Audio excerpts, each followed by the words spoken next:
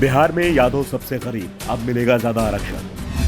बिहार में अब आरक्षण की सीमा होगी 75%।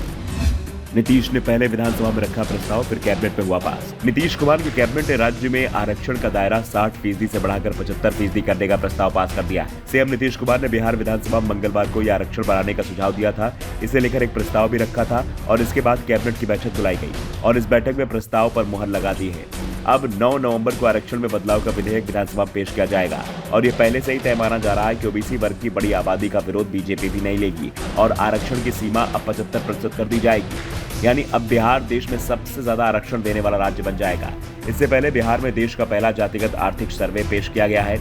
इस रिपोर्ट के मुताबिक बिहार में पिछड़ा वर्ग के 33.16%, सामान्य वर्ग में 25.09%, अत्यंत पिछड़ा वर्ग में 33.58%, एससी के 42.93% और एसटी 42.7% गरीब परिवार है। सबसे ज्यादा गरीब यादव और भूमिहार में है और सबसे संपन्न कायस्थ है। रिपोर्ट पेश करते हुए सीएम नीतीश कुमार ने कहा कि राज्य में 94 लाख गरीब परिवार हैं। इन गरीब परिवार को 2 लाख रुपए राज्य सरकार की तरफ से मदद में दिया जाएगा। इसमें सभी जाति के गरीबों को मदद पहुंचाई जाएगी। जमीन खरीदने के लिए 1 लाख रुपए दिया जाएगा। इस पर 2,50,000 करोड़ रुपए की जरूरत होगी और इसकी व्यवस्था 5 साल में पूरी की जाएगी। अगर विशेष राज्य का दर्जा मिल जाए तो 2 साल में ही पूरा करेंगे। बिहार सरकार ने जिन जातियों को सवर्णों में शामिल किया है उसमें हिंदू और मुसलमान धर्म की 7 जातियां हैं।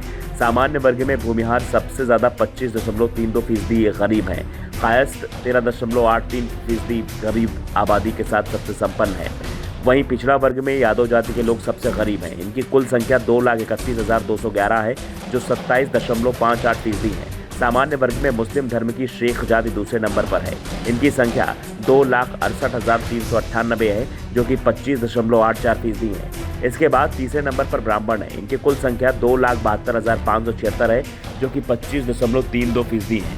इधर पिछड़ा वर्ग में सबसे गरीब यादव जाति है। इनकी संख्या 13,83,962 है जो कि 35.87% है।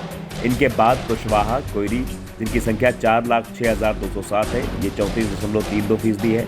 आबादी की शैक्षणिक स्थिति की बात करें तो 7% लोग ग्रेजुएट हैं। इधर प्रवासी बिहारियों को लेकर चौंकाने वाला आंकड़ा सामने आया है। महज 1.22% आबादी ही राज्य से बाहर रहती है।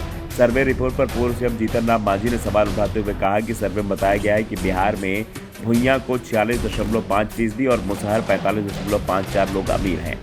मैं दावा करता हूं कि 5% से ज्यादा अमीर रहेंगे तो राजनीति छोड़ देंगे। जातिगत जनगणना को लेकर नीतीश कुमार ने कहा कि पूर्व प्रधानमंत्री वीपी सिंह देश में जातीय जनगणना कराने की मांग की थी लेकिन नहीं हुआ। कुछ लोग बोल रहे हैं कि इस जाति की आबादी बढ़ा दिया और जाति को घटा दिया। कैसे कोई ये बोलता है जब देश में जातीय जनगणना हुई ही नहीं है।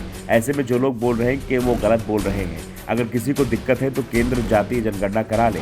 सीएम नीतीश कुमार ने कहा कि जातीय जनगणना को लेकर केंद्र से हम लोग मिले थे, तब उन्होंने मौखिक रूप से कह दिया था कि आप अपने राज्य में करा लीजिए। इसके बाद निर्णय हुआ कि जनगणना केंद्र करेगा और हम लोग जातीय जनगणना करेंगे।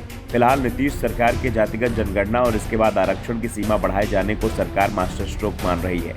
लेकिन सवाल इस बात को लेकर भी उठ रहे हैं कि क्या 75% आरक्षण की सीमा को कोर्ट में चुनौती नहीं दी जाएगी, क्योंकि सुप्रीम कोर्ट पहले ही साफ कर चुका है कि आरक्षण की सीमा 50% से ज्यादा नहीं होनी चाहिए और अगर आरक्षण की सीमा को बढ़ाया जाता है तो इसे कोर्ट में चुनौती दी जा सकती है।